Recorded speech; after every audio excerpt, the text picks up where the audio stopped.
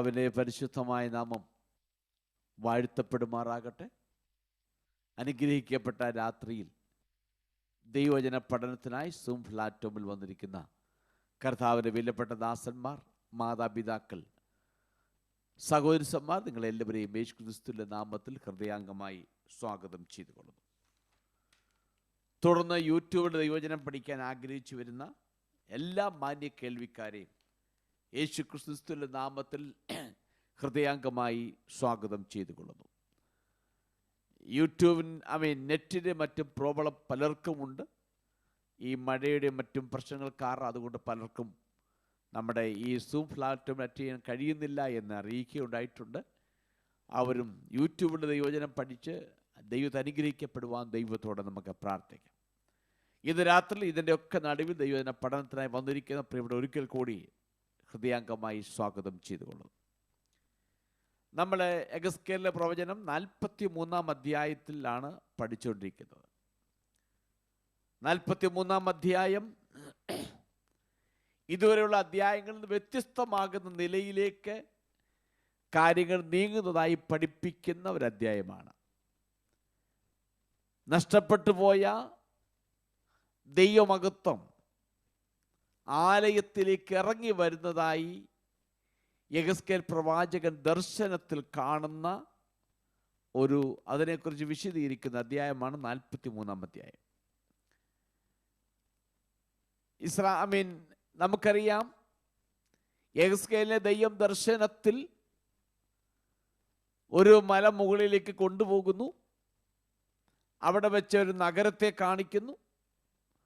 അവിടെ ചെന്നപ്പോൾ തനിക്ക് വഴികാട്ടിയായൊരു മനുഷ്യനെ കിട്ടുന്ന ഒരു ദൂതൻ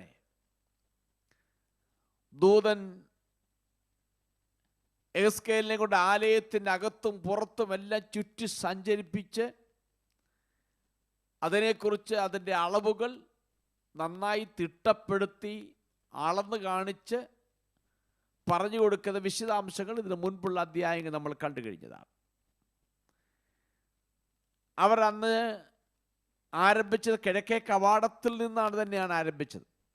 ദൂതനോട് ഒരുമിച്ചുള്ള യാത്ര കിഴക്കേ കവാടത്തിൽ നിന്നാണ്. ഇപ്പോൾ ഈ 43-ാം അധ്യായത്തിൽ വരുമ്പോൾ ആലയത്തിൻ്റെ ചുറ്റും അകത്തും പുറത്തുമെല്ലാം നടന്ന് കണ്ടതിന് ശേഷം ഇപ്പോൾ അദ്ദേഹം കാണുന്ന കിഴക്കേ കവാടത്തിലൂടെ ദൈവമഹത്വം ആലയത്തിൻ്റെ അകത്തേക്ക് പ്രവേശിക്കുന്നതായി കാണുന്നുണ്ട്. മുൻപൊരിക്കൽ 11-ാം അധ്യായത്തിൽ നാം കണ്ടത് ഈ കിഴക്കേ കവാടത്തിലൂടെ ദൈവമഹത്വം പുറപ്പെട്ടു പോയി കിഴക്കേ മലയിൽ നിൽക്കുന്നതായിട്ടാണ് കണ്ടത്. അപ്പോൾ ഒരിക്കൽ ദൈവമഹത്വം ആലയം വിട്ട് കിഴക്കേ കവാടത്തിലൂടെ കിഴക്കേ മലയിൽ പോയി നിൽക്കുന്ന ആ ദൈവമഹത്വം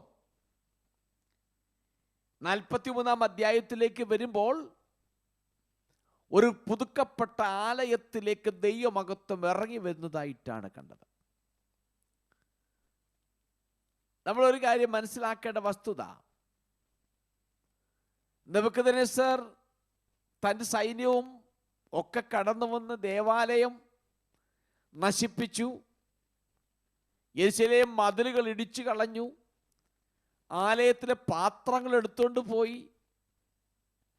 ഇതൊക്കെ ചെയ്യുവാൻ കാരണം നെബൂഖദ്നേസർ അതിനെ ആക്രമിക്കാൻ വരുന്നതിന് മുൻപ് തന്നെ ദൈവമഹത്വം ആ ആലയം വിട്ടു പോയിരുന്നു.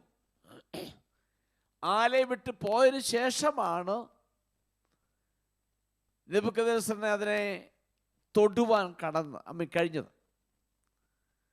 അല്ലാതെ ദൈവമഹത്വം അതിനകത്ത് അധിവസിക്കുമ്പോൾ തന്നെ നെബൂഖദ്നേസറിനെ അതിനെ തൊടുവാൻ കഴിഞ്ഞിട്ടില്ല.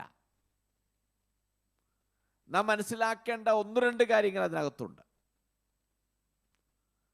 ദൈവമഹത്വം അതിനകത്ത് അധിവസിച്ചിരുന്ന കാലഘട്ടത്തിൽ ദേവാലയത്തെ ആർക്കും തൊടാൻ കഴിഞ്ഞിട്ടില്ല. ദൈവമഹത്വം പോയതിനു ശേഷമാണ് നെബൂഖദ്നേസർ അതിനെ ആക്രമിക്കാൻ വേണ്ടി വരുന്നത്. അങ്ങനെയെങ്കിൽ ദൈവമഹത്വം ഒരിടത്തുണ്ടേ എങ്കിൽ ആർക്കും അതിനെ തൊടുവാൻ കഴിയത്തില്ല. അതൊരു സുരക്ഷിതത്തെ കാണിക്കുന്നതാണ്. ദൈവ സാന്നിധ്യം, ദൈവമഹത്വം എന്നൊക്കെ പറഞ്ഞ സുരക്ഷിതത്തെ കാണിക്കുന്നതാണ്. ഭയങ്കര സുരക്ഷിതമാണ്. അങ്ങനെയെങ്കിൽ ദൈവമക്കളാകുന്ന നമ്മൾ ദൈവമഹത്വം ഉണ്ടെങ്കിൽ നമ്മളെ ആർക്കും തൊടുവാൻ കഴിയത്തില്ല. പക്ഷെ നാം അത് വിശ്വസിക്കുവാനും അംഗീകരിക്കാനും നമ്മൾ തയ്യാറാകണം. നമ്മൾ ഇപ്പോഴും വ്യാപരിക്കുന്നത് ദാസ്യത്വത്തിൻ്റെയും ഭീരുത്വത്തിൻ്റെയും ആത്മാവിനാലാണ് നമ്മളൊക്കെ നയിക്കപ്പെടുന്നത്. എന്നാൽ ഒരു കാര്യം മനസ്സിലാക്കേണ്ടത്, ദൈവമഹത്വം നമ്മളിലുള്ള കാലത്തോളം നമ്മളെ ആർക്കും തൊടുവാൻ കഴിയത്തില്ല. തൊടും, പിടിക്കും, നശിപ്പിക്കും എന്നൊക്കെ വീരവാദം മുഴക്കുകയും പേടിപ്പിക്കുകയൊക്കെ ചെയ്യുമായിരിക്കാം. പക്ഷെങ്കിൽ തൊടുവാൻ കഴിയത്തില്ല. ആ ഒരു യാഥാർത്ഥ്യം ഈ രാത്രി, ഈ പ്രാരംഭ സമയം തന്നെ ഞാൻ ഓർപ്പിച്ചുണർത്തുകയാണ്. അവിടെ എന്നെ കേൾക്കുന്നവരാരെങ്കിലും ഏതെങ്കിലും ഭീതിയിലൂടെയും ഭയത്തിലൂടെയും പോകുന്നു എങ്കിൽ ഇന്ന് രാത്രി ഓർപ്പിച്ചുകൊണ്ട്, ദൈവ സാന്നിധ്യം നിന്നിലുണ്ടെങ്കിൽ, ദൈവ സാന്നിധ്യം നിന്റെ യാത്രയിലുണ്ടെങ്കിൽ, ദൈവ സാന്നിധ്യം നീ അധിവസിക്കുന്ന സ്ഥലത്തുണ്ടെങ്കിൽ, ദൈവം അനുവദിച്ചിട്ടുള്ളത് ആർക്കും നിന്നെ തൊടുവാൻ കഴിയത്തില്ല. നീ ദൈവ സാന്നിധ്യത്തിൻ്റെ അകത്താണ് എന്നൊരു ബോധ്യം നമ്മുടെ ഹൃദയത്തിനകത്തുണ്ടായിരിക്കണം. അപ്പം അതുകൊണ്ടാണ് നെബൂഖദ്നേസറിനെ തൊടുവാൻ കഴിഞ്ഞത്, അല്ലെങ്കിൽ തൊടുവാൻ കഴിയത്തില്ലായിരുന്നു. മറ്റൊന്ന്, കിഴക്കേ കവാടത്തിലൂടെ പുറപ്പെട്ടു പോയ ദൈവമഹത്വം 43-ാം അധ്യായം ആയപ്പോഴേക്കും ആ ദൈവമഹത്വം ആലയത്തിനകത്തേക്ക് ഇറങ്ങി വരികയാണ്. ആ ദൈവമഹത്വം ഇറങ്ങി വന്നപ്പോഴാണ് ആലയത്തിന് അതിൻ്റെതായ മനോഹാരിത ഉണ്ടാകുന്നത്. ഞാൻ കഴിഞ്ഞ ആഴ്ച ഓർപ്പിച്ചെന്ന് തോന്നുന്നു, ദൈവമഹത്വമാണ്, ദൈവമഹത്വം ഇറങ്ങി വന്നതുകൊണ്ടാണ് യെഹെസ്കേൽ കണ്ട ആലയത്തിൻ്റെ പ്രഭ, അതിൻ്റെ മനോഹാരിത എന്ന് പറഞ്ഞ ദൈവമഹത്വമാണ്. അല്ലാതെ അതിൻ്റെ അകത്തുള്ള പണിയുടെ വർണ്ണനകളും അതിൻ്റെ അകത്തുള്ള ചിത്രപ്പണികളും ഒന്നുമല്ല ഇമ്പോർട്ടൻ്റ്. ഇമ്പോർട്ടൻ്റ് എന്ന് പറയുന്നത് അതിനകത്ത് ദൈവമഹത്വം ഇറങ്ങി വരുമ്പോഴാണ് അതിൻ്റെ മനോഹാരിത, അതിൻ്റെ ബ്യൂട്ടി, അതിൻ്റെ സൗന്ദര്യം ഒക്കെ കാണാൻ കഴിയത്തുള്ളൂ. അപ്പോൾ ദൈവമഹത്വം ഇവിടെ ഇറങ്ങി വന്നപ്പോഴാണ് അതിൻ്റെ മനോഹാരിത മാറ്റപ്പെടുന്നത്. സോളമൻ്റെ ആലയത്തിലും അങ്ങനെ തന്നെയായിരുന്നല്ലോ. സോളമൻ പണിത ആലയത്തിൻ്റെ മനോഹാരിത എന്ന് പറഞ്ഞാൽ അതിനകത്ത് ഉപയോഗിച്ച തടികളും ആനക്കൊമ്പുകളും ഈട്ടിത്തടിയൊന്നുമല്ല. അതിനകത്ത് ദൈവമഹത്വം ഇറങ്ങി വന്നതുകൊണ്ടാണ് ആ ആലയത്തിൻ്റെ മനോഹാരിതയും ഒക്കെ എന്ന് പറഞ്ഞത്. അങ്ങനെയെങ്കിൽ പുതിയ നിയമത്തിലേക്ക് വരുമ്പോൾ കൈപ്പണിയായ ദേവാലയങ്ങൾ ദൈവം വസിക്കുന്നില്ല. ദൈവത്തിൻ്റെ ആലയം എന്ന് പറയുന്നത് നമ്മുടെ ശരീരമാണ്. നിങ്ങളുടെ ശരീരം ദൈവത്തിൻ്റെ മന്ദിരമെന്നും ദൈവത്തിൻ്റെ ആത്മാവും നിങ്ങളിൽ വസിക്കും നിങ്ങൾ അറിയുന്നില്ലേ? അപ്പം അങ്ങനെയെങ്കിൽ നമ്മിൽ വസിക്കാൻ നമ്മുടെ ഈ മൺകൂടാരത്തിലാണ് പുതിയ നിയമത്തിലേക്ക് വരുമ്പോൾ ദൈവം വസിക്കാൻ തിരഞ്ഞെടുത്തിരിക്കുന്ന സ്ഥലമെന്ന് പറയുന്നത് നമ്മുടെ ഈ കൂടാരമാണ്. അപ്പോൾ ആ ദൈവമഹത്വം നമ്മളിൽ ഉണ്ടെങ്കിൽ മാത്രമേ നമ്മളെ അതിൻ്റെ മനോഹാരിതയിൽ നമ്മളെ കാണാൻ കഴിയത്തുള്ളൂ. അല്ലാതെ മറ്റെന്തിനാലും പുറമേ നമ്മൾ എന്തെല്ലാം ആർഭാടങ്ങളും എന്തെല്ലാം കാര്യങ്ങൾ കൂട്ടിക്കാട്ടിയാലും നമ്മൾ ദൈവമഹത്വം ഇല്ല എങ്കിൽ നമ്മളിൽ അതിൻ്റെ മനോഹാരിതയോ അതിൻ്റെ സൗന്ദര്യമോ ദർശിക്കുവാൻ കഴിയത്തില്ല. ഇപ്പൊ നമ്മളെ മനോഹാരിതയാക്കി തീർക്കുന്നത്, ഒരു ദൈവ പൈതലിനെ അതിന് സൗന്ദര്യമുള്ളതാക്കി തീർക്കുന്നത് ആ ദൈവ പൈതലിൽ വസിക്കുന്ന ദൈവ സാന്നിധ്യമാണ്. അത് ഏത് നിലയിൽപ്പെട്ട വ്യക്തിയായാലും. അവിടെ നമ്മൾ സമൂഹത്തിൽ പോകുമ്പോൾ ഒരു ദൈവത്തിനെ കണ്ടാൽ തിരിച്ചറിയാം. അനുപക്ഷെ അവനിട്ടിരിക്കുന്ന വസ്ത്രം തീരെ താണ വസ്ത്രമായിരിക്കാം, അവൻ്റെ കളർ നല്ലതല്ലായിരിക്കാം, അവൻ്റെ ഭാഷാശുദ്ധി നല്ലതല്ലായിരിക്കാം. പക്ഷെ അവനെ കാണുമ്പോൾ അറിയാം അവനൊരു ദൈവ മകനാണെന്നറിയാം. കാരണം അവനിൽ അധിവസിക്കുന്ന ദൈവ സാന്നിധ്യമാണ് അവനെ സൗന്ദര്യമുള്ളവനാക്കി തീർക്കുന്നത്. അങ്ങനെയെങ്കിൽ ഒരു ലോകത്തിലെ ഒരു മനുഷ്യനെ മനുഷ്യനായി തീരണമെങ്കിൽ അവനിലേക്ക് ദൈവ സാന്നിധ്യം ഇറങ്ങി വരണം. അങ്ങനെയെങ്കിൽ ദൈവമക്കളെ മറ്റുള്ളവർ കാണുമ്പോൾ ദൈവമകനായി ഐഡൻറ്റിഫൈ ചെയ്യുന്നത് നമ്മുടെ നെറ്റിയിൽ എഴുതി വെച്ചിട്ടോ നമ്മുടെ പേര് കൊണ്ടോ ഒന്നുമല്ല ഐഡൻറ്റിഫൈ ചെയ്യുന്നത്. ഒരു ദൈവത്തിൻ്റെ മുഖത്ത് നോക്കുമ്പോൾ ഐഡൻറ്റിഫൈ ചെയ്യാൻ കഴിയും അവരൊരു ദൈവസാന്നിധ്യമുള്ള ഒരു മകൻ മകൾ ആണെന്ന് നമുക്ക് നന്നായി മനസ്സിലാക്കാൻ കഴിയും. എനിക്ക് നല്ല ഓർമ്മയുണ്ട്, പലപ്പോഴും കുറേ വർഷങ്ങൾക്കൊക്കെ മുൻപേ ആരും അറിയാത്ത ഇറയിൽ നമ്മൾ യാത്ര ചെയ്താലും ആളുകൾ ഇങ്ങോട്ട് വന്ന് ചോദിക്കുന്നത് ഞാൻ കണ്ടിട്ടുണ്ട്. ദൈവമക്കളാണോ അല്ലയോ എന്ന് മുഖത്ത് നോക്കി വന്ന് ചോദിക്കുന്ന കണ്ടിട്ടുണ്ട്.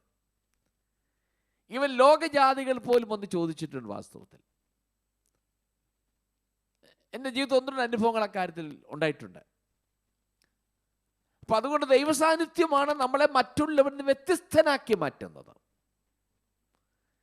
അതുകൊണ്ട് നമ്മളിൽ ആ ദൈവസാന്നിധ്യം നിരന്തരമായി വസിക്കട്ടെ എന്ന് നമുക്ക് ആത്മാർത്ഥമായി പ്രാർത്ഥിക്കുകയും ചെയ്യാം. കർത്താവേ, യെരൂശലേം ദേവാലയത്തിൽ നിന്ന് ദൈവമഹത്വം വിട്ടുപോയതുപോലെ എന്നിൽ നിന്ന്, എൻ്റെ കുടുംബത്തിൽ നിന്ന്, എൻ്റെ കുഞ്ഞിൽ നിന്ന്, എൻ്റെ മക്കളിൽ നിന്ന് ദൈവസാന്നിധ്യം ഒരിക്കലും പോകല്ലേ എന്ന് നമുക്ക് ആത്മാർത്ഥമായി ഈ രാത്രിയിൽ നമുക്ക് പ്രാർത്ഥിക്കണം. വളരെ ഇമ്പോർട്ടൻ്റ് ആയിരിക്കുന്ന കാര്യമാണത്. യെരൂശലേം ദേവാലയത്തിൽ നിന്നും ദൈവസാന്നിധ്യം പോയി. അങ്ങനെ നമുക്ക് പ്രാർത്ഥിക്കാം, കർത്താവേ, എന്നിൽ നിന്ന് സാന്നിധ്യം ഒരിക്കലും പോകല്ലേ, എൻ്റെ കുഞ്ഞുങ്ങളിൽ നിന്ന് ഒരിക്കലും ആ സാന്നിധ്യം പോകല്ലേ, എൻ്റെ കുടുംബത്തിൽ നിന്ന് ഒരിക്കലും ആ ദൈവ സാന്നിധ്യം പോകല്ലേ എന്ന് നമ്മുടെ ദൈവത്തോടെ നമുക്ക് നിരന്തരം പ്രാർത്ഥിക്കുവാൻ നമ്മൾ ബാധ്യസ്ഥരാണ്. നമ്മൾ ഭൗതികമായ വിഷയത്തിന് വേണ്ടി ഒത്തിരി പ്രാർത്ഥിക്കുകയും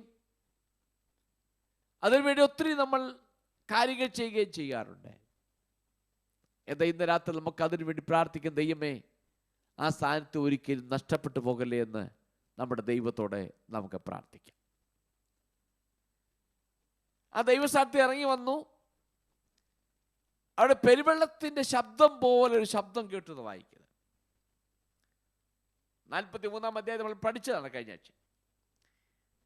പെരുവെള്ളത്തിൻ്റെ ഇരച്ചിൽ പോലെയായിരുന്ന മുഴക്കമെന്ന വായിക്കുന്നത്. ദൈവത്തിന്റെ ശബ്ദത്തിന്റെ ഗാംഭീര്യത്തെ കുറിച്ചാണ് പറയുന്നത്. യോഹന്നാൻ അപ്പോസ്തലൻ പത്മോസ് ദ്വീപിൽ കിടക്കുമ്പോൾ അവിടെ ദൈവമഹത്വം ഇറങ്ങി വന്നതായി നമുക്ക് കാണുന്നുണ്ട്. അവിടെയും പറയുന്ന അവന്റെ ശബ്ദം പെരുവെള്ളത്തിന്റെ ഇരച്ചിൽ പോലെയായിരുന്നു എന്ന് പറയുന്നുണ്ട്. പെരുവെള്ളത്തിന്റെ ഇരച്ചിൽ പറയുമ്പോൾ ഒരു കോലാഹലങ്ങളുടെ ശബ്ദമല്ല, വളരെ ശക്തിയുള്ളതാണ്, അതേസമയം പ്രചോദനം നൽകുന്ന ഒരു ശബ്ദമായിട്ടാണ് നമുക്ക് മനസ്സിലാക്കാൻ കഴിയുന്നത്. വളരെ വലിപ്പവും തിളക്കമുള്ളതായിട്ടാണ് കാണപ്പെടാൻ കഴിയുന്നത്. നമുക്കിനി 3-4 വാക്യങ്ങളിലേക്ക് പ്രവേശിക്കാം. അതിന് 3 മുതൽ 5 വരെയുള്ള വാക്യങ്ങൾ ഒന്ന് വായിച്ച്. 43-ാം അധ്യായത്തിന്റെ 3 മുതൽ 5 വരെയുള്ള വാക്യങ്ങൾ. ഇത് ഞാൻ കണ്ട ദർശനം പോലെ ആയിരുന്നു. നഗരത്തെ നശിപ്പിപ്പാൻ ഞാൻ വന്നപ്പോൾ കണ്ട ദർശനം പോലെ തന്നെ.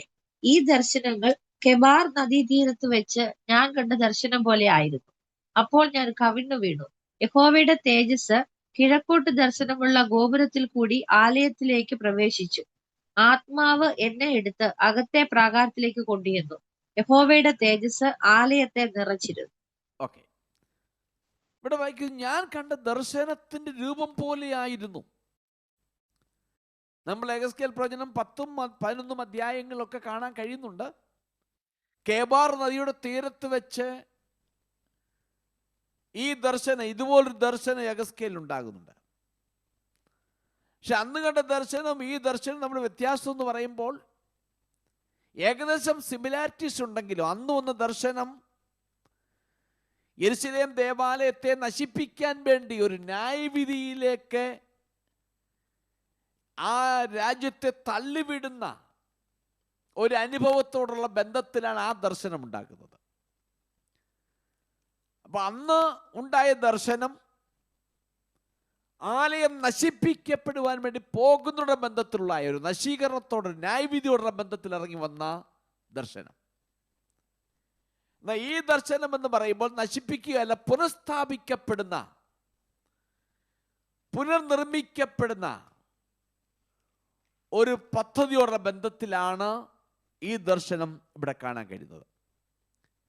ഇവിടെ പറഞ്ഞു, ഞാൻ കവിണ് വീണു എന്ന് പറയുന്നത്. കവിണ് വീണു ഞാൻ.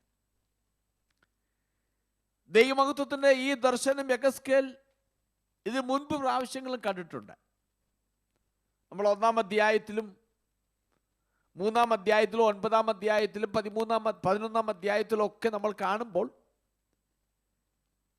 യെഹെസ്കേൽ ദൈവമഹത്വം കാണുമ്പോൾ അവിടെയെല്ലാം കവിണ് വീണതായിട്ട് കാണിക്കുന്നുണ്ട്.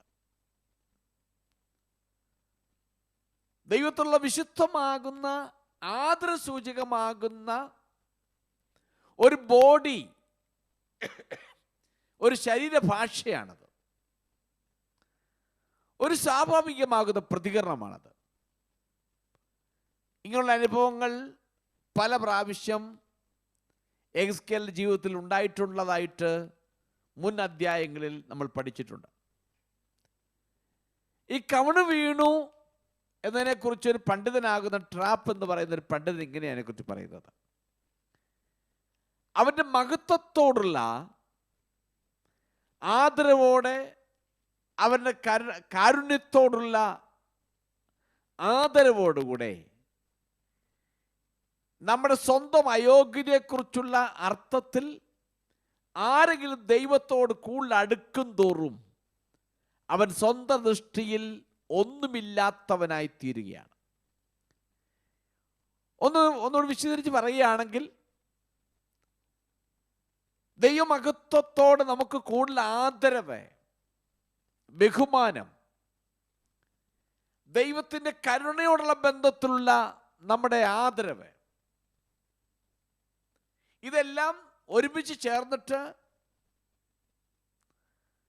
ദൈവത്തോട് നമ്മൾ കൂടുതൽ അടുക്കും തോറും നമ്മുടെ അയോഗ്യതയെക്കുറിച്ച് നമുക്ക് ഓർമ്മ വരികയും, അയ്യോ ഞാൻ ദൈവത്തിന് മുമ്പാകെ ഒന്നുമില്ല എന്നൊരു ബോധ്യം ഹൃദയത്തിൻ്റെ അകത്ത് ഉണ്ടായിട്ടാണ് ഈ കവിണ് വീഴുന്നത്. അതുകൊണ്ടാണ് യോഹന്നാൻ സ്നാപകൻ ഒരിക്കൽ പറഞ്ഞു, ഞാനോ കുറയണം അവനോ വളരണമെന്ന് പറയുന്നത്. അവൻ നമ്മുടെ അയോഗ്യതയെക്കുറിച്ച് ബോധ്യം വന്നിട്ട് ദൈവത്തിൻ്റെ കരുണയുടെയും ആദരവിൻ്റെയും ഒക്കെ മുൻപിൽ എനിക്ക് നിവർന്നു നിൽക്കാനുള്ള യോഗ്യതയില്ല എന്നൊരു ബോധ്യം ഒരുവന്റെ ഹൃദയത്തിൻ്റെ അകത്തുണ്ടാകുമ്പോൾ അവൻ മസിൽ പിടിച്ച് നിൽക്കത്തില്ല. അവൻ തന്നെ തന്നെ ദൈവത്തിൽ താഴ്ത്തുന്നതായി നമുക്ക് കാണാൻ കഴിയുന്നുണ്ട്. നമുക്കങ്ങനൊരു അനുഭവം ഇല്ല എങ്കിൽ അതിൻ്റെ അർത്ഥം നമുക്ക് ദൈവത്തോട് അടുക്കാൻ നമ്മൾ കഴിഞ്ഞിട്ടില്ല. ദൈവത്തോട് അടുക്കും തോറും നമ്മുടെ തെറ്റുകളെക്കുറിച്ച്, നമ്മുടെ ശൂന്യതകളെ നമ്മൾ മനസ്സിലാക്കുന്നു. നമുക്ക് പലപ്പോഴും മനസ്സിലാക്കാൻ കഴിഞ്ഞിട്ടില്ല. കാരണം ദൈവത്തോട് നമ്മൾ അടുത്തിട്ടില്ല. ദൈവത്തോട് എത്രമാത്രം അടുക്കുമോ അത്രമാത്രം നമ്മുടെ അയോഗ്യതകളെക്കുറിച്ച് ഓർമ്മ വന്നിട്ട്, ചിന്ത വന്നിട്ട്, ദൈവമേ ഞാൻ നിന്റെ മുൻപിൽ നിൽക്കാൻ യോഗ്യതയില്ല എന്ന് പറഞ്ഞ് നിലത്ത് വീഴും, ദൈവത്തിൽ സമർപ്പിക്കും, താഴ്മയോടുകൂടി മുന്നോട്ട് പോകും. പൗലോസ് ഒരിക്കൽ പറഞ്ഞു, ഞാൻ ആ പാപികളിൽ ഒന്നാമനാണ്, അകാല പ്രജ പോലുള്ള എനിക്കും പ്രത്യക്ഷനായി. ഞാൻ ആ പാപികളിൽ ഒന്നാമനാണ് എന്നാ പറയുന്നത്. അപ്പൊ തൻ്റെ ശൂന്യതകളെക്കുറിച്ചും അയോഗ്യതകളെക്കുറിച്ചും ദൈവത്തോട് അടുക്കും തോറും മനസ്സിലാക്കിയിട്ട് താൻ വിളിച്ചു പറയുന്ന ഭാഗമാണ് നമുക്കവിടെ മനസ്സിലാക്കാൻ കഴിയുന്നത്. അതാണ് അതിനർത്ഥം. അപ്പൊ യഹോവയുടെ തേജസ് ഇവിടെ പറയുന്ന ആലയത്തിലേക്ക് വന്നു. ഇത് വളരെ വേഗത്തിൽ സംഭവിച്ചു എന്നാണ് നമുക്ക് മനസ്സിലാക്കാൻ കഴിയുന്നത്. പതുക്കെ പതുക്കെ ഗ്രാജുവലായിട്ട് വന്നതായിട്ടല്ല ഇവിടെ പറയുന്നത്. എന്നാൽ ആലയത്തിൽ നിന്ന് ഈ ദൈവമഹത്വം പോകുമ്പോൾ നമുക്ക് മനസ്സിലാക്കാൻ കഴിയും അത് പതുക്കെ പതുക്കെയാണ് പോയിക്കൊണ്ടിരുന്നത്. എഹെസ്കേൽ പ്രവചനം 10-ാം അധ്യായത്തിന്റെ 18-19 വാക്യം ഒന്ന് വായിച്ചു. എഹെസ്കേൽ ചാപ്റ്റർ 10 verse 18 and 19. പിന്നെ യഹോവയുടെ മഹത്വം ആലയത്തിന്റെ ഉമ്മരപ്പടി വിട്ട് പുറപ്പെട്ട് കെരൂബുകളിൻ മീതെ വന്നു നിന്നു. അപ്പോൾ കെരൂബുകൾ ചിറകു വിടർത്തി ഞാൻ കാണുക ഭൂമിയിൽ നിന്ന് മേലോട്ട് പൊങ്ങി. അവ പൊങ്ങിയപ്പോൾ ചക്രങ്ങളും ചേർന്ന് തന്നെ ഉണ്ടായിരുന്നു. എല്ലാം കൂടെ യഹോവയുടെ ആലയത്തിന്റെ കിഴക്കേ പടിവാതിക്കൽ ചേർന്ന് നിന്നു. ഇസ്രായേലിന്റെ ദൈവത്തിന്റെ മഹത്വവും മേലെ അവയ്ക്ക് മീതെ നിന്നു. ഓക്കെ, അവിടെ നമ്മൾ കാണുന്നത് പതുക്കെ പതുക്കെയായിട്ടാണ് പോകുന്നത്. ഇറങ്ങി വരുമ്പോൾ സ്ലോലി അല്ല വരുന്നത്, വളരെ വേഗത്തിൽ അതിൻ്റെ നിലയിലേക്കാണ് വരുന്നത്. എന്ന് പറഞ്ഞാൽ ദൈവമഹത്വം ഇറങ്ങി വരുന്നത് അതിൻ്റെ മഹത്വത്തോടെ മനസ്സോടെ നിറയ്ക്കുന്നു. എന്നാൽ ഒരു സ്ഥലത്തും ദൈവമഹത്വം പോകുന്നത് മനസ്സോടെയല്ല പോകുന്നത്. അപ്പൊ ദൈവമഹത്വം ഒരുവനിൽ വിട്ടു പോകുന്ന, ഒരു ദേശം ഒരു ഇടം വിട്ടു പോകുന്നത് പൂർണ്ണ മനസ്സോടെ അല്ല, വളരെ ഭാരപ്പെട്ടും ദുഃഖിച്ചുമാണ് പോകുന്നത്. എന്ന് പറഞ്ഞാൽ വചനം ഇങ്ങനെ പറയുന്ന, ആരും നഷ്ടപ്പെടണം ദൈവം ആഗ്രഹിക്കുന്നില്ല, ആരും നശിച്ചു പോകാൻ ദൈവം ആഗ്രഹിക്കുന്നില്ല. യഹോവയുടെ തേജസ് ആലയത്തെ നിറച്ചു എന്നാണ് അവിടെ വായിക്കുന്നത്. ആലയത്തെ മഹത്വം നിറയ്ക്കുന്നത് കാണാൻ ദൈവം യെഹെസ്കേലിനെ അവിടേക്ക് കൊണ്ടുപോയി, ആത്മാവിനാൽ അവിടേക്ക് കൊണ്ടുചെന്നു. ഇവിടെ പ്രവാചകൻ ആവർത്തിച്ച ആ അത്ഭുത ഭാവത്തെ സൂചിപ്പിക്കുന്നുണ്ട്. അവന് തേജസ് കൊണ്ട് ആലയം നിറഞ്ഞു. നമുക്കറിയാം, സോളമൻ പണിത ആലയത്തിലേക്ക് ദൈവമഹത്വം ഇറങ്ങി വന്നപ്പോൾ ദൈവ തേജസ് കൊണ്ട് ആലയം നിറഞ്ഞു, പുക കൊണ്ട് നിറഞ്ഞു. പുരോഹിതന്മാർക്ക് ശുശ്രൂഷിക്കാൻ കഴിയാത്ത നിലയിൽ ദൈവമഹത്വം നിറഞ്ഞതായിട്ടാണ് നമ്മൾ സോളമന്റെ ആലയത്തെക്കുറിച്ച് പഠിക്കുമ്പോൾ മനസ്സിലാക്കാൻ കഴിയുന്നത്. അതുപോലെ ദൈവമഹത്വം ഇവിടെ ഇറങ്ങി വന്നു, ആലയം നിറച്ചു. ആ ദൈവമഹത്വം കാണുവാൻ ആത്മാവിൽ യെഹെസ്കേലിനെ ദൈവം ആലയത്തിൻ്റെ അകത്തേക്ക് കൊണ്ടുപോകുന്നതായിട്ട് നമുക്ക് കാണാൻ കഴിയുന്നുണ്ട്. നമുക്കിനിയും 6 മുതൽ 9 വാക്യങ്ങൾ ഒന്ന് വായിച്ചു. 6 മുതൽ 9 വാക്യങ്ങൾ. ആ പുരുഷൻ എന്റെ അടുക്കൽ നിൽക്കുമ്പോൾ ആലയത്തിൽ നിന്ന് ഒരുത്തൻ എന്നോട് സംസാരിക്കുന്നത് ഞാൻ കേട്ടു. അവൻ എന്നോട് അരുളി ചെയ്തത്, മനുഷ്യപുത്ര, ഇത് ഞാൻ എന്നേക്കും ഇസ്രായേൽ മക്കളുടെ മധ്യേ വസിക്കുന്ന എന്റെ സിംഹാസനത്തിന്റെ സ്ഥലവും എന്റെ കാലടികളുടെ സ്ഥലവും ആകുന്നു. ഇസ്രായേൽ ഗൃഹമെങ്കിലും അവരുടെ രാജാക്കന്മാരെങ്കിലും തങ്ങളുടെ പരസ്പരം കൊണ്ടും പൂജാഗിരികളിലെ തങ്ങളുടെ രാജാക്കന്മാരുടെ ശവങ്ങൾ കൊണ്ടും എനിക്കും അവർക്കുമിടയിൽ ഒരു ചുവർ മാത്രം ഉണ്ടായിരിക്കത്തക്കവണ്ണം തങ്ങളുടെ ഉമ്മരപ്പടി എന്റെ ഉമ്മരപ്പടിയും തങ്ങളുടെ കട്ടള എന്റെ കട്ടളയും ആക്കുന്നത് കൊണ്ടും എന്റെ വിശുദ്ധ നാമത്തെ ഇനി അശുദ്ധമാക്കേണ്ടതല്ല. അവർ ചെയ്ത മ്ലേച്ഛതകളാൽ അവർ എന്റെ വിശുദ്ധ നാമത്തെ അശുദ്ധമാക്കിയിരിക്കുന്നു. അതുകൊണ്ട് ഞാൻ എന്റെ കോപത്തിൽ അവരെ നശിപ്പിച്ചു. ഇപ്പോൾ അവർ തങ്ങളുടെ പരസംഗവും രാജാക്കന്മാരുടെ ശവങ്ങളും എങ്കിൽ നിന്ന് ദൂരത്താക്കി കളയട്ടെ. എന്നാൽ ഞാൻ അവരുടെ മധ്യേ എന്നേക്കും വസിക്കും. ഓക്കെ, ഇവിടെ എസ്കേലിനെ ദൈവാത്മാവിനാൽ അവനെ ആലയത്തിനകത്ത് കൊണ്ടുപോയി ദൈവമഹത്വം കാണിക്കുകയാണ്. അവിടെ ചെന്നപ്പോൾ ഒരു ശബ്ദം കേൾക്കുന്നു.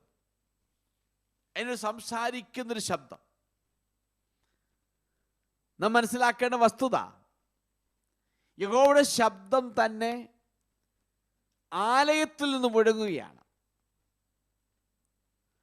ഇത് ദൈവത്തിൻ്റെ മഹത്വം, ദൈവ സാന്നിധ്യത്തെ സജീവമായി ദൈവ സാന്നിധ്യം ഉണ്ടെന്ന് കാണിക്കുന്നതാണ് ദൈവമഹത്വം എന്ന് പറയുന്നത്. ദൈവമഹത്വം എവിടെയുണ്ടോ അവിടെ ദൈവ സാന്നിധ്യമുണ്ട്. ദൈവ സാന്നിധ്യം എവിടെയുണ്ടോ അവിടെ ദൈവം തന്റെ ജനത്തോട് സംസാരിച്ചുകൊണ്ടിരിക്കും. നിങ്ങൾ ശ്രദ്ധിക്കണം ആ പദപ്രയോഗം. ദൈവമഹത്വം എവിടെയുണ്ടോ അവിടെ ദൈവ സാന്നിധ്യമുണ്ട്. ദൈവ സാന്നിധ്യം എവിടെയുണ്ടോ അവിടെ ദൈവം സംസാരിച്ചുകൊണ്ടിരിക്കും. നമുക്കറിയാം, മോശ ഹോരേ പർവ്വതത്തിൽ ചെന്ന് ആടുകളെ തിരിക്കൊണ്ടിരിക്കുമ്പോൾ അവിടേക്ക് ദൈവമഹത്വം ഇറങ്ങി വന്നു. മോശയോട് പറഞ്ഞു, മോശേ, നീ നിൽക്കുന്ന സ്ഥലം വിശുദ്ധ ഭൂമിയാകിയാൽ നിന്റെ കാലിന് ചെരുപ്പ് ഊരിക്കളയണം. ദൈവ സാന്നിധ്യത്തെ കാണിക്കുന്നു. അടുത്ത ദൈവം മോശയോട് സംസാരിക്കാൻ തുടങ്ങി. അപ്പോൾ ദൈവമഹത്വം ഇറങ്ങി വന്നു, ദൈവ സാന്നിധ്യം തെളിയിക്കുന്നു. ദൈവം മോശയോടെ സംസാരിച്ചിട്ട് മോശയെ ചില കാര്യങ്ങൾ ഭരമേൽപ്പിക്കുന്നു. പത്മോസ് ദ്വീപിലേക്ക് പോകുമ്പോഴും അത് തന്നെ കാണുന്നത്. ദൈവ സാന്നിധ്യം ദൈവമഹത്വം ഇറങ്ങിച്ചെല്ലുന്നു. അത് ദൈവ സാന്നിധ്യത്തോട് ഇടമായി തീരുന്നു. യോഹന്നാനെ തൊടുന്നു. യോഹന്നാനെ ദൈവ ദൗത്യങ്ങൾ ഏൽപ്പിക്കുന്നു. ദാനിയേലിന്റെ പുസ്തകത്തിലേക്ക് പോകുമ്പോൾ സിംഹക്കുഴിയിലും തീച്ചൂളയ്ക്കകത്തും ഒക്കെ നമുക്ക് കാണാൻ കഴിയുന്നത് ദൈവമഹത്വം എവിടെ ഇറങ്ങി വന്നിട്ടുണ്ടോ അവിടെ ദൈവ സാന്നിധ്യമുണ്ട്. ദൈവ സാന്നിധ്യം എവിടെയുണ്ടോ അവിടെ ദൈവം തന്റെ ശബ്ദം തൻ്റെ ജനത്തെ കേൾപ്പിച്ചുകൊണ്ടിരിക്കും. നാം ഇതിൽ നിന്ന് പഠിക്കേണ്ട ഒരു ദൈവിക ആലോചനയുണ്ട്. ദൈവ സാന്നിധ്യം, ദൈവമഹത്വം നമ്മളിലുണ്ട് എങ്കിൽ ദൈവ സാന്നിധ്യം അവിടെ ഉണ്ട്. ദൈവ സാന്നിധ്യം അവിടെ ഉണ്ട് എങ്കിൽ ആ ദൈവം നിന്നോട് സംസാരിച്ചുകൊണ്ടിരിക്കും. വിശ്വസിക്കുന്ന എത്ര പേരുണ്ടെന്നറിയാം? അവർ കരങ്ങൾ ഉയർത്തി സ്തോത്രം പറയാമോ? Praise the Lord. കാരണം ദൈവമഹത്വം എവിടെയുണ്ടോ അവിടെ ദൈവ സാന്നിധ്യമുണ്ട്. ദൈവ സാന്നിധ്യം എവിടെയുണ്ടോ അവിടെ ദൈവം സംസാരിച്ചുകൊണ്ടിരിക്കും. അങ്ങനെയെങ്കിൽ ആ ദൈവമഹത്വം നമ്മളിലേക്ക് ഇറങ്ങി വരുമ്പോൾ, നമ്മൾ പ്രാർത്ഥിക്കുന്ന ഇടങ്ങളിലേക്ക് ഇറങ്ങി വരുമ്പോൾ, അവിടേക്ക് ദൈവസ്ഥാനത്ത് ഇറങ്ങി വരുന്നു. ദൈവം തൻ്റെ ജനത്തോട് സംസാരിച്ചുകൊണ്ടിരിക്കും. അങ്ങനെ ആ ദൈവം ആ ദൈവസ്ഥാനത്ത് നമ്മളിലുണ്ട് എങ്കിൽ ആ ദൈവസ്ഥാനത്ത് നമ്മളോട് കൂടെ കൂടെ സംസാരിച്ചുകൊണ്ടിരിക്കും. ഇങ്ങനെ ഞാൻ നിന്റെ മേൽ ദൃഷ്ടി വെച്ച് നിനക്ക് ആലോചന പറഞ്ഞു തരും, നീ പോകേണ്ട വഴി നിനക്ക് കാണിച്ചു തരും എന്നൊക്കെ പറയുമ്പോൾ ഈ വചനം ഒന്ന് ചേർത്തിണക്കി ഒന്ന് പഠിക്കുമ്പോൾ നാം വ്യക്തമായി അത് കറക്റ്റായി മനസ്സിലാക്കാൻ കഴിയും. മറ്റൊരു ഭാഗത്ത് ദൈവത്തിൻ്റെ ആത്മാവ് നിങ്ങളുടെ മേൽ വരുമ്പോൾ അവൻ നിങ്ങളെ സകല സത്യത്തിനും വഴി നടത്തുമെന്ന് വായിക്കുന്നുണ്ട്. അപ്പോൾ ദൈവസാന്നിധ്യം എവിടെയുണ്ടോ അവിടെ ദൈവം തൻ്റെ ജനത്തോട് സംസാരിച്ചുകൊണ്ടിരിക്കും. ഈ മരുഭൂപ്രയാണ യാത്രയിൽ നമുക്ക് ദൈവശബ്ദം കേൾക്കുവാൻ കഴിയുന്നില്ല എങ്കിൽ നമ്മൾ ആരെ കുറ്റം പറഞ്ഞിട്ട് കാര്യമില്ല. നമ്മൾ നമ്മളെ തന്നെ ദൈവം സമർപ്പിക്കുക. ദൈവമേ, നിന്റെ സാന്നിധ്യം എന്നിലേക്കൊന്ന് മടക്കി തന്നിട്ട് നീയോട് സംസാരിക്കണമെന്ന് നമ്മുടെ ദൈവത്തോട് നമുക്ക് പ്രാർത്ഥിക്കാം. നമ്മുടെ ജീവിതയാത്രയിൽ നമ്മളെ നിലനിർത്തുന്ന ദൈവശബ്ദമാണ്. നമ്മൾ തളർന്നു പോകുമ്പോൾ, നമ്മൾ ക്ഷീണിച്ചു പോകുമ്പോൾ, നമ്മൾ ആത്മീയമായും മാനസികമായും ഒക്കെ തകരുമ്പോൾ ഒരു ദൈവഭക്തനെ, ഒരു ദൈവത്തിനെ പിടിച്ചു നിർത്തുന്ന ദൈവസാന്നിധ്യം, ദൈവസാന്നിധ്യത്തിലൂടെ ദൈവം സംസാരിക്കുന്ന ദൈവത്തിൻ്റെ വചനങ്ങളാണ്. അങ്ങനെയെങ്കിൽ ആ ഒരു അനുഭവം നമ്മുടെ ജീവിതത്തിൽ ഉണ്ടാകണം. നമ്മളത് കേൾക്കുന്നില്ല എങ്കിൽ നമ്മൾ ദൈവത്തെ കർത്താവേ, ആ സാന്നിധ്യം നിരന്തരം വസിച്ചിട്ടെ നീയോട് സംസാരിക്കണമെന്ന് നമ്മുടെ ദൈവത്തോട് പ്രാർത്ഥിക്കാം. അതുകൊണ്ട് പാട്ടുകാരൻ പാടുന്നുണ്ടല്ലോ, കഷ്ടശോധന നടുവിൽ ഞാൻ നിന്റെ പൊന്മുഖം കാണും. അപ്പോൾ അതിനൊക്കെ നടുവിൽ ദൈവസാന്നിധ്യമുണ്ട്. ദൈവസാന്നിധ്യം നമ്മൾ സംസാരിച്ചുകൊണ്ടിരിക്കുമെന്ന് നമുക്ക് മനസ്സിലാക്കാൻ കഴിയുന്നുണ്ട്. അത് തന്നെ അവിടെ കാണാൻ കഴിയുന്നത്. അതുകൊണ്ട് ഈ അധ്യായത്തിൻ്റെ 7-ാമത്തെ വാക്യം മുതൽ 26-ാമത്തെ വാക്യം വരെ നമ്മൾ പഠിച്ചു നോക്കുമ്പോൾ അതിനകത്ത് പറയുന്ന ഓരോ വാക്കുകളും ദൈവത്തിൻ്റെ ആലയത്തെക്കുറിച്ചുള്ള ദൈവത്തിൻ്റെ വചനമായിട്ടാണ് അത് രേഖപ്പെടുത്തിയിരിക്കുന്നത്. ദൈവം സംസാരിച്ചുകൊണ്ടിരിക്കുകയാണ്. അവിടെ വായിക്കുന്നത് എൻ്റെ അരികിൽ ഒരു മനുഷ്യൻ നിന്നപ്പോൾ എന്ന് വായിക്കുന്നുണ്ട്. അതിനെക്കുറിച്ച് വേദപണ്ഡിതന്മാർ പറയുന്നത് യെഹെസ്കേലിനെ ആലയം ചുറ്റി നടന്ന് സഞ്ചരിപ്പിച്ചപ്പോൾ കാര്യങ്ങളെല്ലാം കാണിച്ചു കൊടുത്ത് നടത്തിയ ദൂതനായിരിക്കാം എൻ്റെ അരികിൽ നിന്ന മനുഷ്യൻ എന്ന് പറയപ്പെടുന്നെന്നാണ് പണ്ഡിതന്മാരുടെ അഭിപ്രായം. അതേതും ആയിക്കൊള്ളട്ടെ. മറ്റു ഭാഗത്തേക്ക് നമ്മൾ പോകുമ്പോൾ അവിടെ യഹോവയായ ദൈവം തറപ്പിച്ചും ഉറപ്പിച്ചും പറയുന്നൊരു കാര്യമുണ്ട്. ഇതാണ് എൻ്റെ സിംഹാസനത്തിൻ്റെ സ്ഥലം. അവിടെ യഹോവയായ ദൈവം തൻ്റെ ജനത്തോട് പറയുന്ന ഒരു കാര്യമാണ്, ഇത് ഞാൻ എന്നേക്കും ഇസ്രായേൽ മക്കളുടെ മധ്യേ വസിക്കുന്ന എൻ്റെ സിംഹാസനത്തിൻ്റെ സ്ഥലം, എൻ്റെ കാലടികളുടെ സ്ഥലം എന്ന് പറഞ്ഞാൽ ഞാൻ ഉറച്ചു നിൽക്കുന്ന എൻ്റെ കാല് ചവിട്ടുന്ന സ്ഥലം.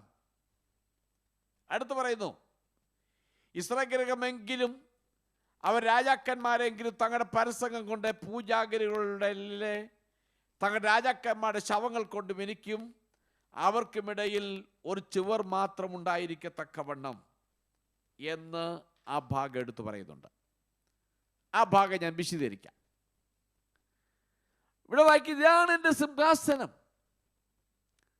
എൻ്റെ കാൽ ചുവടുകൾ കൊണ്ട് ഞാൻ അവിടെ ഉറപ്പിച്ചിരിക്കുകയാണ്, ഞാൻ എന്നേക്കും ഇസ്രായേൽ ജനത്തിന് നടുവിൽ വസിക്കും. ഇവിടെ ദൈവം തൻ്റെ വാസസ്ഥലത്ത് തൻ്റെ ആലയത്തിൽ വാഴുവാൻ വേണ്ടി മടങ്ങി വന്നിരിക്കുന്നതായി ദൈവം പ്രഖ്യാപിക്കുകയാണ്. അതവന് സിംഹാസനമായിരിക്കുന്നു. അവിടെ ഞാൻ നിൽക്കും. സങ്കീർത്തനം വായിക്കുന്നത് ദൈവം ദൈവസഭയിൽ നിൽക്കുന്നു എന്നാണ് വായിക്കുന്നത്. ദേവന്മാരുടെ ഇടയിൽ നിൽക്കുന്നു. ദൈവത്തിന് സിംഹാസനം.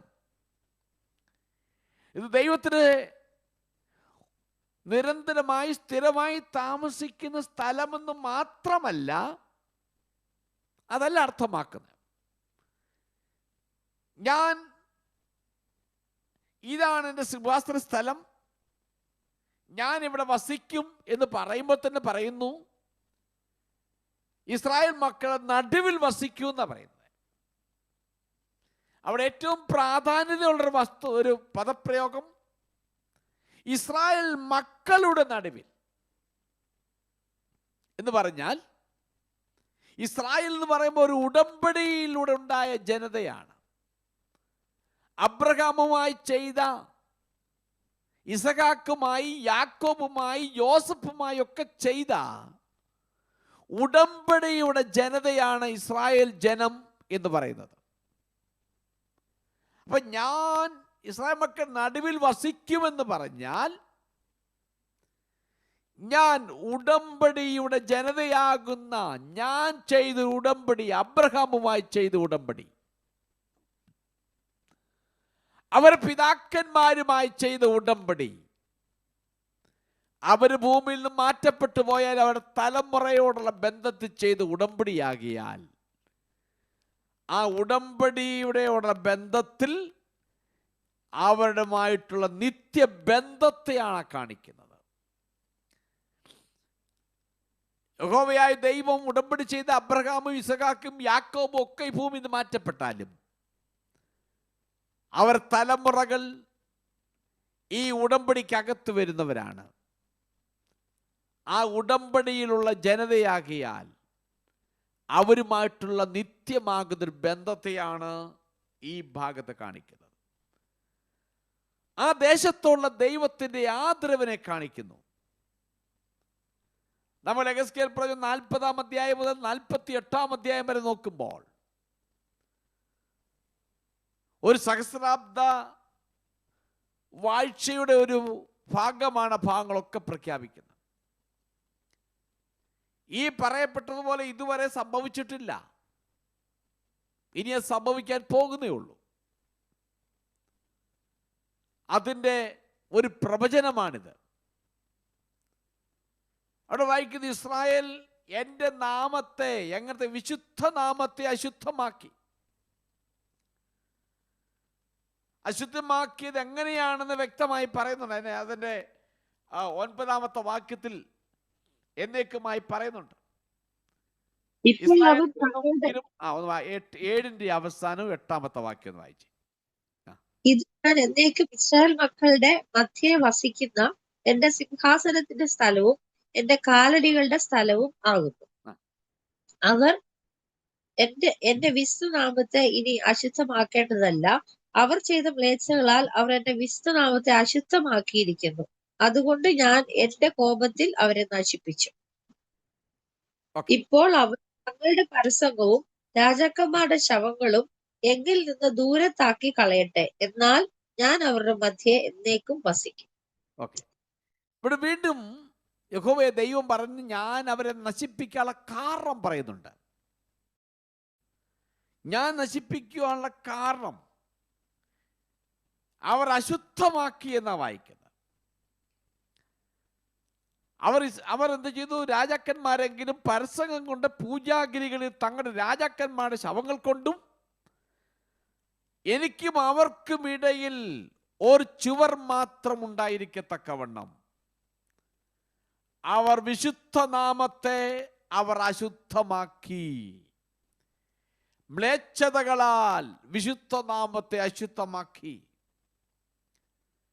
നമ്മൾ ഇതിന് മുൻപുള്ള അധ്യായങ്ങളിൽ പഠിച്ചതാണതെല്ലാം. ഇസ്രായേൽ ജനം അവിടുന്ന് ഇവിടെ നിന്നും മറ്റുള്ള രാജ്യങ്ങളുമായി കരാറിൽ ഏർപ്പെടുമ്പോൾ ആ രാജ്യത്തിലെ ദേവീ ദേവന്മാരെ രൂപങ്ങൾ ഈ രാജ്യത്ത് കൊണ്ടുവന്ന് സ്ഥാപിച്ചിട്ട് അതിന് ബലികർമ്മങ്ങളും പൂജകളും കഴിപ്പിക്കുകയും ഈ ഇസ്രായേൽ ജനം കൂടെ അതിന് പോയി ധൂപം അർപ്പിക്കുകയും അതിനു മുൻപിൽ ബലി അർപ്പിക്കുകയും അതിനു മുൻപിൽ ഉത്സവങ്ങൾ ആചരിക്കുകയും ചെയ്യുമായിരുന്നു. അപ്പോൾ ആ ആലയം നശിപ്പിക്കപ്പെട്ടു, മ്ലേച്ഛതകളാൽ നിറഞ്ഞു. അതുകൊണ്ട് ഞാൻ നശിപ്പിക്കേണ്ടി വന്നു എന്ന് വളരെ വ്യക്തമായി പറയുന്നു. അതുകൊണ്ട് പുതുക്കിയ ആലയത്തിൻ്റെയും ദൈവമഹത്വത്തിൻ്റെയും സമീപത്തുള്ള വാസസ്ഥലത്തിൻ്റെ വാഗ്ദത്തത്തിൻ്റെ ഈ ദിവസം ഇസ്രായേലിനെ ഒരു വിശുദ്ധിയുടെ ദിനമായി മാറ്റപ്പെടും എന്ന് വളരെ വ്യക്തമായി പറയുകയാണ്. ഒരു കാലത്ത് മ്ലേച്ഛതകളാൽ അവർ അശുദ്ധമാക്കി, ഞാൻ അവരെ നശിപ്പിച്ചു കളഞ്ഞു. അവരവരെ രാജാക്കന്മാരെ എൻ്റെ വിശുദ്ധ നാമത്തെ അശുദ്ധമാക്കി. എന്നാൽ ഇനി ഒരു വിശുദ്ധിയുടെ ദിനമായി അത് മാറ്റപ്പെടുകയാണ്. ഈ ഭാഗത്തു നിന്ന് നമുക്ക് മനസ്സിലാക്കാം, എൻ്റെ ഉമ്മരപ്പടികളിൽ മേൽ അവരവരുടെ ഉമ്മരപ്പടികൾ വെച്ചപ്പോൾ എൻ്റെ വിശുദ്ധ നാമത്തെ അശുദ്ധമാക്കി. ദൈവത്തോടടുത്തോ അരികിലോ ജീവിക്കുന്നവരായി ഇസ്രായേൽ കരുതിയപ്പോൾ അവർ അവനെ പൂർണ്ണമായും ബഹുമാനിക്കുകയോ അനുസരിക്കുകയോ ചെയ്തില്ല. അതാണ് എൻ്റെ ഉമ്മരപ്പടികളിൽ അവർ അവരുടെ ഉമ്മരപ്പടികൾ വെച്ചു എൻ്റെ വിശുദ്ധ നാമത്തെ അശുദ്ധമാക്കി. ദൈവത്തെ ബഹുമാനിക്കാത്തവരായി, ദൈവത്തെ അനുസരിക്കാത്തവരായി മാറ്റപ്പെട്ടു. ദൈവത്തിന് കൊടുക്കേണ്ട ബഹുമാനം കൊടുക്കാതെ, ദൈവത്തിന് കൊടുക്കേണ്ട മഹത്വം കൊടുക്കാതെ, ദൈവത്തെ ഓർക്കേണ്ട സ്ഥാനങ്ങളിൽ ഓർക്കാതെ മറ്റ് ദേവീദേവന്മാർക്കും ബലിപീഠങ്ങളിൽ ബലിയർപ്പിക്കുന്നവരായി മാറ്റപ്പെട്ടപ്പോൾ ദൈവത്തെ അവർ മറന്നു കളഞ്ഞു. ദൈവത്തിൻ്റെ യഥാർത്ഥ ആഗ്രഹമെന്ന് പറയുന്നത് അവരുടെ ഇടയിൽ വസിക്കുക എന്നുള്ളതാണ് ദൈവത്തിൻ്റെ ആഗ്രഹം. പഴയ നിയമത്തിൻ്റെ ഭാഗത്ത് വായിക്കുന്നു, ഇതാ ജനത്തോടുകൂടെ ദൈവത്തിൻ്റെ നിവാസം, എനിക്ക് അവരുടെ ഇടയിൽ നടക്കണം, എനിക്ക് അവരുടെ ഇടയിൽ വസിക്കണം. ഞാൻ ഈ ഭാഗം പറഞ്ഞു നിർത്താൻ ആഗ്രഹിക്കുന്നത്. നോക്കണം, ദൈവത്തിൻ്റെ ആഗ്രഹമാണ്. ജനത്തിൽ നിന്നും അകന്ന് നിൽക്കാനല്ല ദൈവം ആഗ്രഹിക്കുന്നത്, ജനത്തിൻ്റെ ഇടയിൽ എനിക്ക് വസിക്കണം. അതുകൊണ്ടാണ് സമാഗമന കൂടാരത്തിൻ്റെ സ്ഥാനം എന്ന് പറയുന്നത്. ഇസ്രായേൽ ജനം പാളയം അടിച്ച് പാർക്കുന്ന ജനത്തിൻ്റെ നടുവിലാണ് സമാഗമന കൂടാരം പണിതിരുന്നത്. സമാഗമന കൂടാരം പണിതിട്ട് അതിന് ചുറ്റുമുള്ള ഭാഗങ്ങളിൽ വേണം ജനം പാർക്കേണ്ടത്. എന്ന് പറഞ്ഞാൽ ദൈവത്തിന് ആ ജനത്തിൻ്റെ ഇടയിൽ വസിക്കണം, ദൈവത്തിന് ആ ജനത്തിൻ്റെ ഇടയിലൂടെ നടക്കണം. ഒരിക്കലും ജനത്തെ വിട്ട് ദൂരത്ത് പോയി നിൽക്കാൻ ആഗ്രഹിക്കുന്നൊരു ദൈവമല്ല നമ്മുടെ ദൈവം. വേദപുസ്തകം വെളിപ്പെടുത്തുന്ന ദൈവം എന്ന് പറയുന്നത് മനുഷ്യനെ മറ്റും വിട്ടിട്ട് ദൂരത്ത് പോയി ആവശ്യമുള്ള വേണ ഇവിടെ വരട്ടെ എന്ന് പറഞ്ഞുകൊണ്ട് ഒരു ദൂരത്ത് പോയി ഒരു ഉയർന്ന പ്രദേശത്ത് പോയി നിൽക്കുന്ന ഒരു ദൈവമല്ല നമ്മുടെ ദൈവം. നമ്മുടെ ദൈവം വിളിച്ചപേക്ഷിക്കുമ്പോൾ അരികിൽ വരുന്നൊരു ദൈവം, നമ്മുടെ കഷ്ടത നടുവിൽ നമ്മുടെ ഒപ്പം ഇരിക്കുന്നൊരു ദൈവം, നമ്മുടെ പ്രതിസന്ധികളുടെയും പ്രതികൂലങ്ങളുടെ നടുവിൽ നമ്മളോടൊപ്പം അരികിൽ നിന്ന് ആശ്വസിപ്പിക്കുന്ന ദൈവം. നമ്മൾ ഏതവസ്ഥയിൽ കൂടെ കടന്നു പോയാലും ഇട്ടിട്ട് പോകാത്തൊരു ദൈവമാണ് നമ്മുടെ ദൈവം. ഇവിടെ അത് ഉറപ്പിച്ച് പറയുകയാണ്, ഞാൻ എൻ്റെ ജനത്തിൻ്റെ ഇടയിൽ വസിക്കും. ഒരു പുതിയ ഉടമ്പടി പറയുകയാണ്. ഒരു പുതിയ ഉടമ്പടിയുടെ പരിവർത്തനത്തിൻ്റെ ഭാഗമായി പറയാണ്, ഞാൻ ഇനിയും ഇവിടെ വസിക്കും. ഒരിക്കൽ ഞാൻ വിട്ടിട്ട് പോകേണ്ടി വന്നു, കാരണം അവരെ പിതാക്കന്മാരുടെ മ്ലേച്ഛത നിമിത്തം. അതുകൊണ്ട് ഞാൻ ഇനി അങ്ങനെ പോകുകയില്ല, ഞാൻ ഇനി ഇവിടെ എന്നേക്കുമായി വസിക്കുന്നു എന്ന് പറയുന്നു. ഞാൻ എൻ്റെ വാക്കിനെ അവസാനിപ്പിക്കാൻ വേണ്ടി പോവുകയാണ്. നാം മനസ്സിലാക്കേണ്ട വസ്തുത, നമ്മുടെ ദൈവം നമ്മൾ ദൂരത്ത് പാർക്കുന്ന, എല്ലാവരും അകന്നു പാർക്കുന്ന ഒരു വ്യക്തിത്വത്തിന് ഉടമസ്ഥനല്ല നമ്മുടെ കർത്താവ്. തൻ്റെ ജനത്തോടൊപ്പം വസിക്കുന്ന, തൻ്റെ ജനത്തിൻ്റെ ഇടയിൽ നടക്കുന്ന, തൻ്റെ ജനത്തിന് വേണ്ടി പ്രവർത്തിക്കുന്ന ഒരു ദൈവത്തെയാണ് നമുക്ക് കാണാൻ കഴിയുന്നത്. നമ്മുടെ തെറ്റുകളും കുറ്റങ്ങളും വന്നാലും ഏറ്റുപറഞ്ഞ് ഉപേക്ഷിക്കുമ്പോൾ നമ്മുടെ അരികിൽ വന്ന് നമ്മെ ചേർത്ത് പിടിക്കുന്ന ഒരു അരുമനാഥൻ. ഇത്ര നല്ല ദൈവത്തെ നമ്മുടെ ഈ ഭൂമിയിൽ മരുപ്രയാത്ര കണ്ടുപിടാൻ ഭാഗ്യം നമുക്ക് ലഭിച്ചു. ഇസ്രായേൽ പൗരതയോട് ബന്ധമില്ലാത്തവരായ നമ്മളെ പുതിയ നിയമത്തിലേക്ക് വന്നതുകൊണ്ട്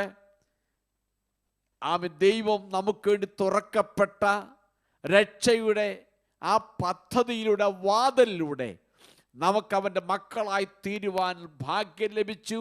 അതുകൊണ്ട് ആ ദൈവം നമ്മുടെ ദൂരത്തല്ല, നമ്മുടെ ഒപ്പം വസിക്കുന്നൊരു ദൈവം. ആ ദൈവസാധ്യത ഒരിക്കലും വിട്ടുപോകല്ലേ എന്ന് നമ്മുടെ ദൈവത്തോട് പ്രാർത്ഥിക്കാം. അത് നമ്മളിലുണ്ടെങ്കിൽ മറ്റുള്ളവർ നമ്മളെ വ്യത്യസ്തനാക്കി തീർക്കുന്നു. അത് നമ്മളിലുണ്ടെങ്കിൽ അത് നമ്മോട് സംസാരിച്ചുകൊണ്ടിരിക്കും. അത് നമ്മളിലുണ്ടെങ്കിൽ ആമേൻ, എന്തെല്ലാം പ്രതികൂലങ്ങൾ വന്നാലും നമ്മളെ ആശ്വസിപ്പിക്കുന്നൊരു കരമായി കൂടെ ഇരിക്കും. അവിടെ നമുക്ക് പ്രാർത്ഥിക്കാം, ദൈവമേ, ഈ സാന്നിധ്യം ഒരിക്കലും എന്നെ വിട്ടു പോകല്ലേ, എൻ്റെ തലമുറയെ വിട്ടു പോകല്ലേ. ഇത് എൻ്റെ ഞങ്ങളുടെ കൂട്ടങ്ങളെ വിട്ടു പോകാതെ നിരന്തരമായി ഞങ്ങളുടെ വസിക്കണമെന്ന് പറഞ്ഞ് ഈ രാത്രി നമ്മുടെ ദൈവത്തോടെ പ്രാർത്ഥിക്കാം. ആകയാൽ ഈ ദൈവത്തെ നമ്മുടെ മുറുകെ പിടിച്ചുകൊണ്ട് ജീവിതയാത്ര മുന്നേറാം. ഈ വചനം ദൈവം നമ്മെ എല്ലാവരെയും അനുഗ്രഹിക്കുമാറാകട്ടെ.